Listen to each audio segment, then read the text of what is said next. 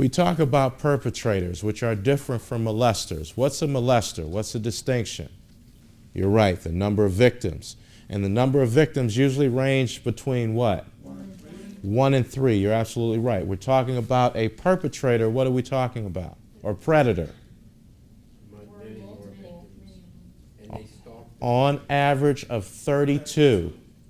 32. Okay, so that's a big distinction. Now let's focus specifically on the realm of predators. Spot relationship. Relationship. And we're going to distinguish what they look like. Power and control.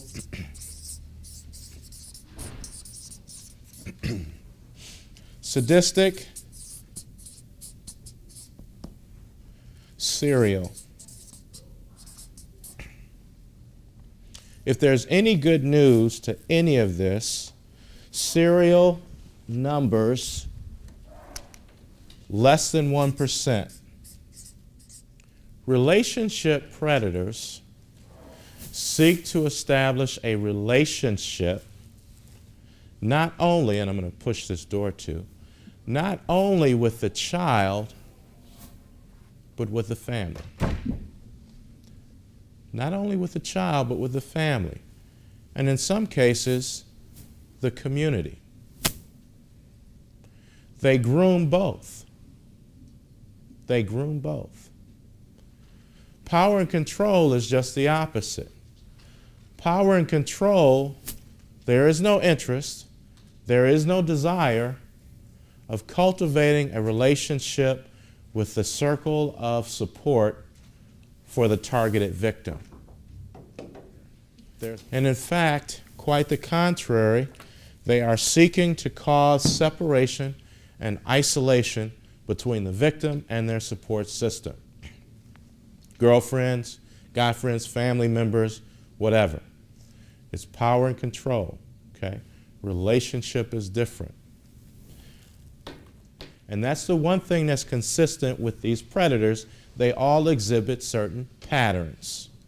Law enforcement, we examine, we study these patterns, and we call it profiling. So if a victim emerges, we ask the victim specific questions because we're looking for the behaviors associated with the sexual abuse or sexual assault. That gives us an indication that if we should have another child emerge and they give us the same fact pattern of abuse, we can have a good idea that we're looking for the same type of person or same person. So when you look at these relationships, you also see the deliberateness by which indulgences, gifts, were showered upon the parents. Yes, because many of us sit back and we ask ourselves the question, why in the hell would someone let their child go over and have a sleepover at a grown man's house? Because they were groomed. And this is part of the deliberate thought pattern of the perpetrator, is that if they can get the confidence of the support system, then once the abuse takes place, the child is saying, if I tell Beth, I'm not going to be believed. That's why it's done. It's deliberate. It's not out of some benevolent behavior that somebody, Diane, just wants to do good things for family members. That's not the focus. What are the stages of victim selection?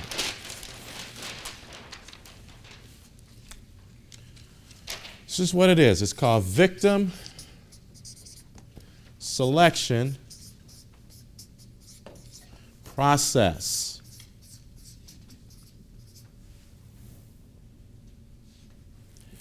And it starts with this: intent, interview, positioning, attack or assault,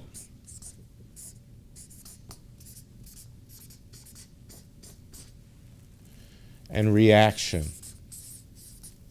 Follow with me through this. I want you to tell me the type of predator that I am.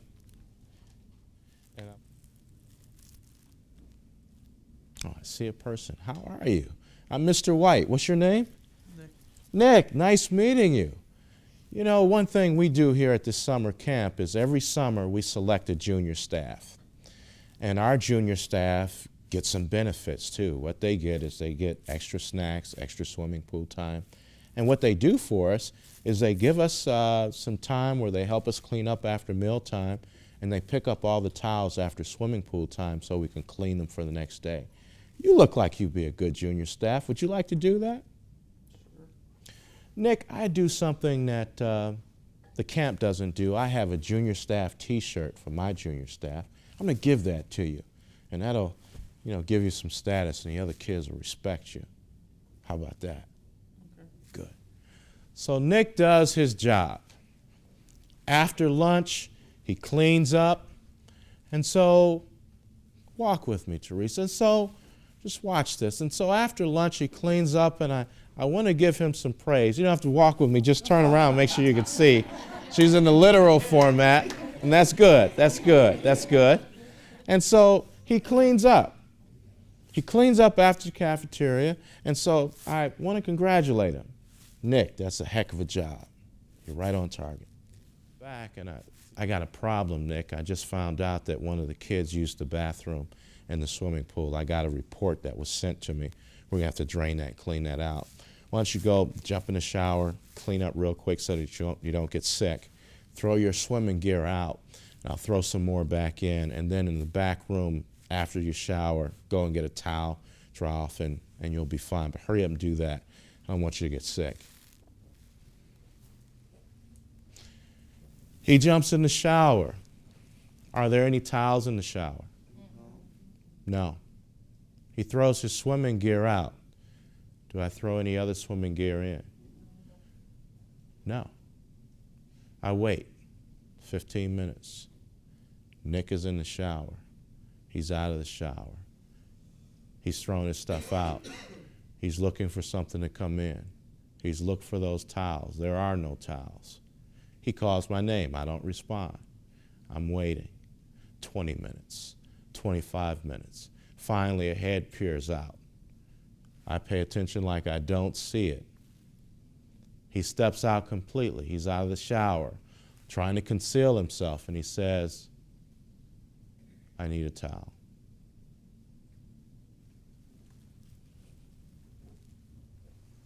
Nick, I have never had a camper expose themselves in this camp since I've been here for 10 years, young man. And if your parents found out, you're going to be in a world of trouble. I have never had a junior staff misbehave in such a way. Take this, get in there, and get dressed. But you know what? I don't want you to get in trouble. I'm going to keep your secret. Now get in there and get dressed.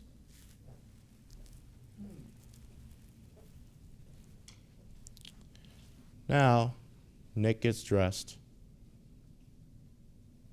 Day passes. I approach Nick again.